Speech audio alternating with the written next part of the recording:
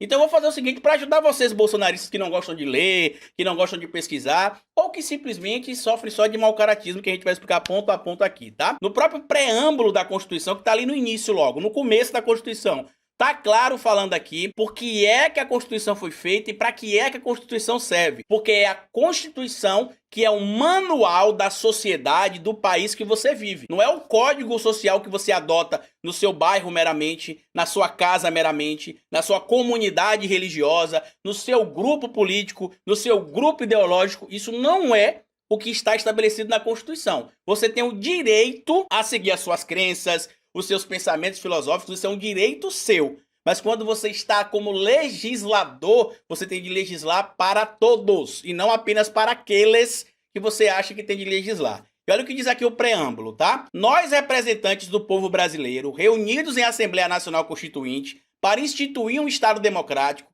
destinado a assegurar o exercício dos direitos sociais individuais, a liberdade e a segurança, o bem-estar, o desenvolvimento, a igualdade e a justiça como valores supremos de uma sociedade fraterna, pluralista e sem preconceitos, fundada na harmonia social e comprometida na ordem interna e internacional com a solução pacífica das controvérsias, promulgamos, sob a proteção de Deus, a seguinte Constituição da República Federativa do Brasil. República, coisa pública, do povo. Federativa, onde se há autonomia entre os estados, são independentes. E é uma democracia porque o povo é quem governa através de seus representantes. Então, quando a gente vê ali alguns parlamentares falando que nós do Legislativo somos o exemplo de que o Brasil é uma democracia, na verdade, a democracia ela é caracterizada como exemplo através do próprio povo. Não é através do parlamento meramente, não. Porque é o povo que é o símbolo da democracia. Aí vamos agora para o nosso artigo 1º, artigo 2º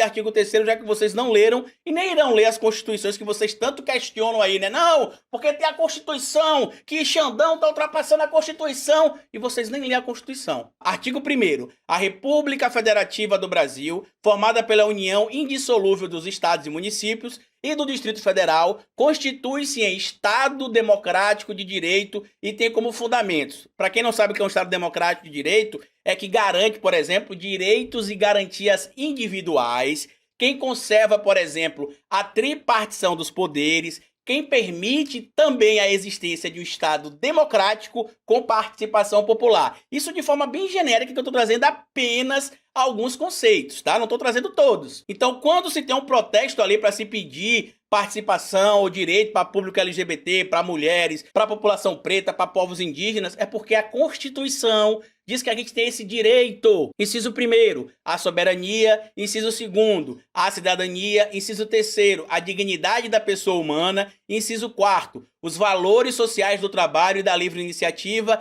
Inciso 5º, o pluralismo político, e o parágrafo único que vocês citam só o primeiro trecho até a vírgula. Todo poder emana do povo. Não é só emana do povo porque o povo simplesmente abre o braço que nem o Capitão Planeta ali, os seus designados, e o poder vai para ele. Não. Emana do povo que o exerce por meio de seus representantes eleitos, no caso dos representantes do Poder Executivo e Legislativo, que a gente vai lá e dá um voto para que eles sejam nossos representantes, ou diretamente nos termos desta Constituição. Ou seja, eu posso exercer os meus próprios direitos quando for invocar a Constituição em algum direito que eu possa ser abraçado pela Constituição, ou através do próprio Poder Judiciário, que entre os três poderes é o único poder que não é votado, mas é o poder que assegura o poder dos cidadãos também. Artigo 2º. São poderes da União independentes e harmônicos entre si. Não está falando aqui, General Girão, hierárquicos. Está dizendo que eles são independentes e harmônicos. O Legislativo, o Executivo e o Judiciário. E o artigo 3º, que ele lembra mais uma vez aqui, sobre a questão das pautas que a gente fala de combate à questão da lei de drogas, que tem que ficar mais claro que está no artigo 28, ou tem de ser tornado inconstitucional. Existe ali uma insegurança jurídica, que vocês tanto falam em segurança jurídica, mas quando o indivíduo que está sofrendo insegurança jurídica é preto, pobre e favelado, dane-se, né? Para vocês não importa, porque vocês estão aí brigando, choramingando pelo produtor rural, que é fazendeiro, que é isso, que é aquilo. Nem citam o pequeno produtor rural, porque só se importa com o fazendeiro, que é grileiro de terra em muitos casos. eu tô generalizando, mas em muitos casos é grilo de terra, e que quer se beneficiar de estar roubando o território indígena. E aí segue aqui, inclusive, o que está estabelecido no artigo 3º. Constituem objetivos fundamentais da República Federativa do Brasil. Construir uma sociedade livre, justa e solidária, inciso 2º. Garantir o desenvolvimento nacional, inciso 3º. Erradicar a pobreza e a marginalização e reduzir as desigualdades sociais e regionais. Quando ele fala em erradicar a pobreza e a marginalização, é para, por exemplo, olhar para essas pessoas que estão sendo punidas porque não existe lei para elas, elas estão à margem da lei ou se tem um olhar diferente quando a lei é aplicada para elas, como é o caso da lei de drogas. Inciso 4. Promover o bem de todos, sem preconceito de origem, raça, sexo, cor, idade e quaisquer outras formas de discriminação. Inclusive, se você não apoia, por exemplo, casamento entre pessoas do mesmo sexo, você não precisa casar com alguém do mesmo sexo. Se você não apoia, por exemplo, a liberação de uma quantidade mínima de drogas, não usa drogas. Se você, por exemplo, não apoia o aborto, não faça aborto.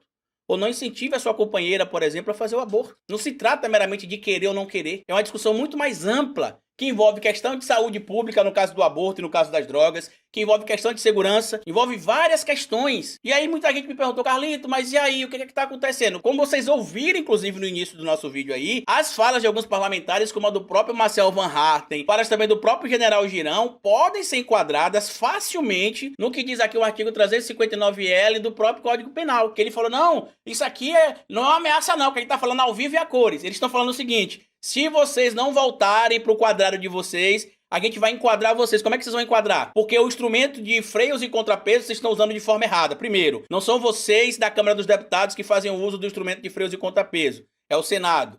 Segundo, existe um instrumento legal através da própria lei de impeachment, que está lá no artigo 39, de como é que você pode denunciar um ministro do STF que esteja passando do seu limite legal. Inclusive, pelo que eu tenho acompanhado, tem 2 ali que daria para denunciar, para poder ser impeachmentado. Sabe o nome? Cássio Conká e André Mendonça. E qualquer um do povo pode denunciar, tá? Mas quem tem que acatar denunciar é o membro do Senado Federal, que vai levar para votação e tudo mais. É como se fosse um impeachment de um presidente ou de uma presidenta. Então,